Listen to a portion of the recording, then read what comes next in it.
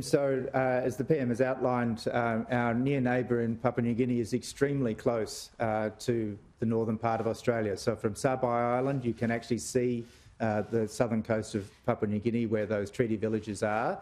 And so it's very close. That first step of rolling out the vaccine in the Torres Strait to anyone in the Torres Strait, including our ABF workers and others that are up there, is a very important component of this. Just in terms of the medical rationale for this, of course, it's the right thing to do, as the PM has mentioned, but it's also in Australia's interest to work with Papua New Guinea in this time. Over the last couple of weeks, very rapidly, the situation has changed in Papua New Guinea. We've seen of the cases that have been diagnosed in PNG, half of them have been diagnosed in the last couple of weeks from the beginning of the pandemic.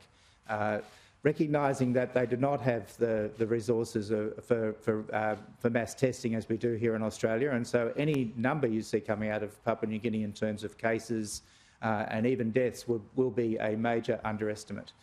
So there is a big outbreak of COVID-19 in Papua New Guinea. We know this from the places that are able to be doing testing. The PM's mentioned the Oktedi mine. They've done a mass testing there. Almost half the samples are positive. They're finding the same when people are being admitted into hospitals in Port Moresby. Half of women who are coming in due to pregnancy are positive. We're seeing a large number of healthcare workers on the front lines in Papua New Guinea now coming down with COVID-19. These are all signs that there is a major epidemic in the community. So that's what's happening in PNG. We are concerned about that because an uncontrolled pandemic is how variants of concern come to light, and that would be not only a major problem for PNG but also for us and the region. If there was a PNG strain to develop, for example, we don't have any indication of that at the moment. The genomics analysis we've done does not show a variant of concern, but it's important for us to assist to get that outbreak under control.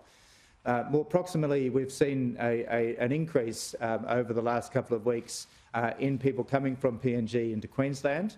Now in Queensland they have a policy of putting all positive cases into hospital. They've doubled the number of people in hospital from overseas arrivals in Queensland just in the last 10 days.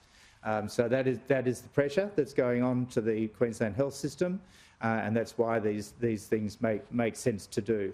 There are now, so since the 15th of March, there have been 32 cases from PNG imported into Australia, into Queensland, and 13 are currently being managed in hospitals in Queensland.